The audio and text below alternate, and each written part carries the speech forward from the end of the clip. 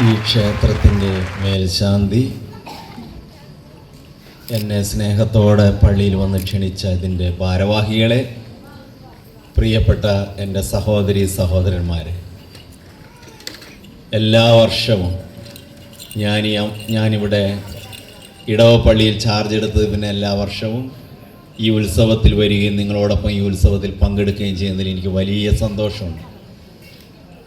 ഞാൻ ഏത് പള്ളിയിലായിരുന്നാലും ആ പള്ളിയോടടുത്തുള്ള ക്ഷേത്രങ്ങളിൽ പോവുകയും അവർ ഉത്സവങ്ങളിൽ പങ്കെടുക്കുകയും സാധിക്കുന്ന രീതിയിലെല്ലാം അവരോടൊപ്പം ആയിരിക്കാൻ ശ്രമിക്കുകയും ചെയ്യും. കാരണം ഒന്ന്, പഴങ്ങനാട് വന്നു കഴിഞ്ഞപ്പോൾ വളരെ സുന്ദരമായൊരു മതസൗഹാർദ്ദത്തിൻ്റെ പ്രതീകമാണ് ഈ പ്രദേശത്തെ ഈ അമ്പലവുമായിട്ട് ബന്ധപ്പെട്ട ജനങ്ങളെല്ലാം പള്ളിയിലെ പ്രദക്ഷിണം ഇറങ്ങുമ്പോൾ നിലവിളക്ക് കത്തിച്ച ആ പ്രദക്ഷിണത്തെ എതിരേൽക്കുന്ന രംഗം വളരെ മനോഹരമാണ്, ഹൃദ്യമാണ്, ഹൃദയസ്പർശിയാണ്. നിങ്ങളുടെ ആ വലിയ ഹൈന്ദവ മനസ്സിന്, നിങ്ങളുടെ ഹൃദ്യമായ ആ ഈശ്വര ചിന്തയ്ക്ക് മുമ്പിൽ ഞങ്ങൾ അഭിവാദനം അർപ്പിക്കുന്നു. ഇത്രയേറെ ആത്മീയമായി വളർന്ന ഒരു വിഭാഗമാണ് ഈ അമ്പലവുമായിട്ട് ചേർന്ന് നിൽക്കുന്നത് എന്നറിയുന്നത് എനിക്ക് വലിയ സന്തോഷമുണ്ട്. സ്നേഹമുള്ളവർ, അതുപോലെ തന്നെ കഴിഞ്ഞ പ്രാവശ്യം ഇവിടെ ഉത്സവം ഉണ്ടായപ്പോൾ, നിങ്ങളുടെ താലപ്പൊലി വന്നപ്പോൾ, ഞാനും പള്ളിയിലെ കൈക്കാരന്മാരും ഭാരവാഹികളും അവിടെ വന്ന് നിൽക്കുകയും തിരി തെളിച്ച് നിങ്ങളുടെ താലപ്പൊലിയെ അവിടെ സ്വീകരിക്കുകയും ചെയ്തു. ആ കപ്പേള ചുറ്റിയാണ് ആ താലപ്പൊലി പോകുന്നത്. അതിൻ്റെ ഒപ്പം ഞാനിവിടെ വന്നു. ഇവിടെ എല്ലാ പരിപാടിയിലും പങ്കെടുക്കാൻ എനിക്ക് നല്ല അവസരമുണ്ടായി. അതുപോലെ തന്നെ വളരെ ഹൃദ്യമായൊരു സ്നേഹത്തിൻ്റെ സ്വീകരണം ഇവിടെ പല ഭവനങ്ങളിൽ എനിക്കുണ്ട്. ഇവിടെ ചില കുഞ്ഞുങ്ങൾ എൻ്റെ സ്കൂളിൽ പഠിക്കുന്നുണ്ട്. അവരെൻ്റെ പ്രിയപ്പെട്ട കൂട്ടുകാരാണ്. നമ്മളെല്ലാവരും കഴിഞ്ഞ പ്രാവശ്യം ഞാനിവിടെ വന്നപ്പോൾ ഞാൻ നിങ്ങളോട് പറഞ്ഞു, വേദങ്ങളെപ്പറ്റിയും ഭഗവത്ഗീതയും ഒക്കെയാണ് ഞാൻ സംസാരിച്ചത്. ഞാൻ ഓർക്കുന്ന കാര്യം, ഒരു വൈദികനാകാൻ 11-12 വർഷക്കാലം ഞങ്ങൾ പഠിക്കും. അതിൽ 3 വർഷം സംഖ്യ, യോഗ, മീമാംസക, ഉപനിഷത്ത്, ഭഗവത്ഗീത പഠിക്കുന്ന ഇന്ത്യൻ ഫിലോസഫി പഠിക്കാൻ ഉപയോഗിക്കുക. വെസ്റ്റേൺ ഫിലോസഫിയും പഠിക്കും.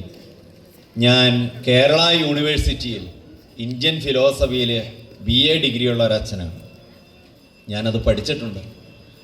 ഞാനിങ്ങനെ വേദങ്ങളെപ്പറ്റി പ്രസംഗിക്കുന്ന സമയത്ത് ആളുകൾ ചോദിക്കുക, അച്ഛനത് എങ്ങനെയാണ് പഠിക്കുന്നത്? അത് നിർബന്ധമാണ്. ഒരു വൈദികർ ഭാരതത്തിൻ്റെ സംസ്കാരം അറിഞ്ഞിരിക്കണമെന്നും ഹൈന്ദവ തത്വചിന്തയുടെ ഹൃദ്യമായ ഭാവങ്ങൾ ഉൾക്കൊള്ളണമെന്നുമുള്ളത് തിരുസഭയുടെ, കത്തോലിക്ക സഭയുടെ നിർബന്ധമാണ്. അതുകൊണ്ടാണ് അങ്ങനെ ഒരു പഠന പദ്ധതി തന്നെ വെച്ചിട്ടുള്ളത്. കാർമൽഗിരി സെമിനാരിയിലും മംഗലപ്പുഴ സെമിനാരിയിലും ഇതൊന്ന് പഠിപ്പിക്കുന്നുണ്ട്. നിങ്ങളെല്ലാവരും ഈ ക്ഷേത്രത്തിൻ്റെ പരിസരങ്ങളിൽ അത് പഠിക്കാനുള്ള സാഹചര്യം ഉണ്ടാക്കുന്ന നല്ലതാണ്. നമ്മളൊത്തിരി ആചാരങ്ങൾ, അനുഷ്ഠാനങ്ങളെല്ലാം ചെയ്യുന്നുണ്ട്. ഈ ആചാരവും അനുഷ്ഠാനങ്ങളും നമ്മെ നയിക്കേണ്ടത് അതിൻ്റെ എസൻഷ്യലായിട്ടുള്ള കോർ എസൻസിലേക്കാണ്. നാം വഴിയിലൂടെ നടന്നു പോകുമ്പോൾ ഒത്തിരിയേറെ സ്ഥലങ്ങളിൽ തണൽ മരങ്ങൾക്ക് വേണ്ടി ഇരുമ്പിൻ്റെ വേലി കെട്ടിയിട്ടിരിക്കുന്ന കാണാം. ആ വേലിയുടെ അകത്ത് നോക്കിയാൽ ചില മരങ്ങൾ ശുഷ്കിച്ച് വെള്ളം കിട്ടാതെ ചത്തു കിടക്കുന്ന കാണാം. ചിലപ്പോൾ ആ മരത്തെ സംരക്ഷിക്കാനായി വേലി, ചിലപ്പോൾ ആ വേലിക്കകത്തുള്ള ആ മരം സംരക്ഷിക്കപ്പെടാതെ ഈ വേലി സംരക്ഷിക്കപ്പെടും. പെയിന്റ് അടിച്ചൊക്കെ വേലി വയ്ക്കും. ഇതുപോലെയാണ് സത്ത മരിച്ചു പോയ മതങ്ങളെല്ലാം. അത് ക്രിസ്തു മതത്തിലായാലും എല്ലാ മതങ്ങളിലും സംഭവിക്കുന്ന എന്താണെന്ന് വെച്ചാൽ, കുറേയേറെ പേര് പള്ളിയുമായിട്ട് ചേർന്ന് നിൽക്കും. ചർച്ചിയാനിറ്റി ഉണ്ട്, പക്ഷെ ക്രിസ്ത്യാനിറ്റി ഇല്ല. ക്രിസ്തുവിൻ്റെ തത്വങ്ങൾ മറന്നുപോകും. മറ്റു ചില നിയമങ്ങളും ആചാരങ്ങളും അനുഷ്ഠാനങ്ങളും നമ്മെ നയിക്കേണ്ടിടത്തേക്ക് നമ്മൾ പോവുകയില്ല. ഇതൊക്കെ ചൂണ്ടുപലകളാണ്. അത് നയിക്കേണ്ട ഒരു കാര്യമുണ്ട്. എന്നെ ഈ കഴിഞ്ഞ 1 വർഷം മുമ്പ് അയ്യപ്പൻ്റെ തിരുനടയിലേക്ക് 18-ാം പടി ചവിട്ടാൻ പോകുന്ന ഹൈന്ദവ സഹോദരങ്ങൾ കെട്ടുനിറക്കി പ്രസംഗിക്കാൻ വിളിച്ചു. അതങ്ങനെ ഒരു പരിപാടി അവിടെ ഇല്ല. പക്ഷെ ഞാൻ ചെന്നതുകൊണ്ട് അച്ഛൻ പ്രസംഗിക്കണമെന്ന് പറഞ്ഞാണ്. എന്നെ കെട്ടുനിറക്കി ക്ഷണിച്ച് ഞാൻ പോയി.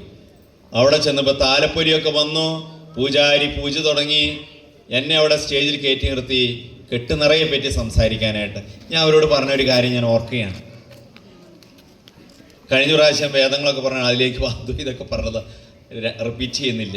ഈ കെട്ടുനിറ, നിങ്ങൾ പലരും കെട്ടുനിറച്ച് അയ്യപ്പൻ്റെ തിരുസന്നിധിയിലേക്ക് പോകുന്നവരെ 18 പടി ചവിട്ടി പോകുന്നവരായിരിക്കും. അയ്യപ്പൻ്റെ അടുക്കൽ 18 പടികളുണ്ട്. എന്താണ് ഈ 18 പടി? നമുക്കറിയാം, ദൈവത്തിലേക്കുള്ള പ്രയാണം ക്രിസ്തു മതത്തിലാണെങ്കിൽ 40 ദിവസം ഉപവസിക്കുന്ന സമയത്ത് നോമ്പ് നോക്കണം. ഈസ്റ്റർ വരുന്നു, ദുഃഖവെള്ളി വരുന്നു.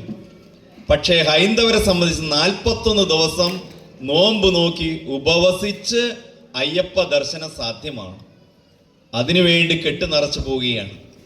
അതിൽ 18 പടി ചവിട്ടണം. അതിൽ ആദ്യത്തെ 5 പടികളെന്ന് പറഞ്ഞാൽ നമ്മുടെ പഞ്ചേന്ദ്രിയങ്ങളാണ്. 5 ഇന്ദ്രിയങ്ങൾ. ആ ഇന്ദ്രിയങ്ങളെ ചവിട്ടി മെതിക്കണം. കണ്ണിൻ്റെ ആഗ്രഹങ്ങളെ, ത്വക്കിൻ്റെ ആഗ്രഹങ്ങളെ, സ്പർശനത്തിൻ്റെ, ചെവിയുടെ ആഗ്രഹങ്ങളെ നിയന്ത്രിക്കണം. അതിനെ നിയന്ത്രിച്ചാൽ മാത്രമേ ഈശ്വര ദർശനം ഉണ്ടാവുകയുള്ളൂ. അത് കഴിഞ്ഞാൽ അടുത്ത 8 പടികൾ കാമ, ക്രോധ, വിരോധം, അഹങ്കാരം, ഇതിനെ നമ്മൾ ചവിട്ടി മെതിക്കണം. എന്നിട്ട് ഏറ്റവും അവസാനം വിദ്യയും അവിദ്യയും തമ്മിലുള്ള പടികളാണ്. വിവേകം വേണം. അവിദ്യയെ ചവിട്ടി മെതിക്കണം. വിജ്ഞാനമുള്ളവരാവണം, അറിവുള്ളവരാകണം, തിന്മയോട് യുദ്ധം ചെയ്യണം, നമ്മുടെ സ്വാർത്ഥതയ്ക്കെതിരെ യുദ്ധം ചെയ്യണം, നാം സഹോദരഭാവം ഉൾക്കൊള്ളണം, ഹൃദയത്തിൽ നന്മ നിറയ്ക്കണം. അങ്ങനെ നന്മ നിറഞ്ഞ് നാം നോക്കുമ്പോൾ അയ്യപ്പൻ അവിടെ ഇരുന്നിട്ട് നമ്മോട് പറയും, തത്വമസി, യു ആർ ദൗ, നീയാണത്. നീ അന്വേഷിച്ചു വന്ന ഈശ്വരനുണ്ടല്ലോ, ആ ഈശ്വരൻ ഇതാ നിന്നിൽ രൂപപ്പെട്ടിരിക്കുന്നു. നീയാണ് ഈശ്വരൻ. അഹം ബ്രഹ്മാസ്മി. ഈശ്വര ചിന്ത അതാണ്. എന്നിലും നിങ്ങളിലുമുള്ള ഈശ്വരനിലേക്ക് നടന്നു വരിക, നന്മയിലേക്ക് നടന്നു വരിക. അല്ലാതെ ഇപ്പൊ 18 പ്രാവശ്യം നട ചവിട്ടിയവര് അവിടെ തെങ്ങ് നട്ടു, അല്ലെങ്കിൽ തേങ്ങ ഉടച്ചു. ആചാരങ്ങളെല്ലാം നല്ലതാണ്. ഈ ആചാരം എന്തിലേക്ക് നമ്മളെ നയിക്കുന്നു എന്ന് ചിന്തിച്ചു കൊള്ളണം. ബൈബിളും അത് തന്നെയാ പറയുക.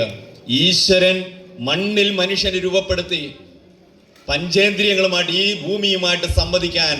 അതിനുശേഷം അവന്റെ നാസാരന്തരം മൂക്കിൽ ജീവന്റെ ശ്വാസമൂതി. ഈശ്വരൻ, ദൈവം ആദിയിൽ മനുഷ്യനെ തൻ്റെ ഛായയിലും സാദൃശ്യത്തിലും സൃഷ്ടിച്ചു എന്നാ ബൈബിൾ പറയുക. ഈശ്വരന്റെ ഛായയും സാദൃശ്യം എന്ന് പറഞ്ഞാൽ ആത്മാവാണ്. നമ്മളുടെ ഉള്ളിൻ്റെ ഉള്ളിലെ ഈശ്വര രൂപമാണ്. ആ രൂപത്തെ കണ്ടുപിടിക്കാനായിട്ട് കഴിയണം. നന്മയിലേക്ക് വളരണം. അതിനെതിരെ ഏത് മതങ്ങളിൽ പരസ്പരം വെറുപ്പുണ്ടാക്കുന്ന, വിരോധമുണ്ടാക്കുന്ന ഏത് പ്രവർത്തനങ്ങൾ കൂട്ടുനിന്നാൽ രാഷ്ട്രീയക്കാരും നേതാക്കളും സന്തോഷിക്കും, ഈശ്വരൻ സന്തോഷിക്കുകയില്ല. ശ്രീ ദുർഗ ദേവി സന്തോഷിക്കുകയില്ല, ശ്രീ ഭദ്രകാളി ദേവി സന്തോഷിക്കുകയില്ല. അവരല്ല ആഗ്രഹിക്കുന്നത് നാം അവരിലേക്ക് നടക്കാനാണ്, അവരിലേക്ക് അടുക്കാനാണ്. അവർക്ക് സന്തോഷമുള്ളതാണ് നമ്മുടെ ആത്മാവിൻ്റെ സന്തോഷം. ഇത് മറക്കരുത് സ്നേഹമുള്ളവരെ. അതുകൊണ്ടാണ് ഈ നോമ്പൊക്കെ നോക്കി നമ്മൾ ഈ യുദ്ധമൊക്കെ കഴിച്ച് നമ്മൾ മോക്ഷപ്രാപ്തി നേടുക. ഞങ്ങൾ സ്വർഗം എന്ന് പറയും. നിങ്ങളൊന്ന് ചിന്തിച്ചു നോക്കൂ.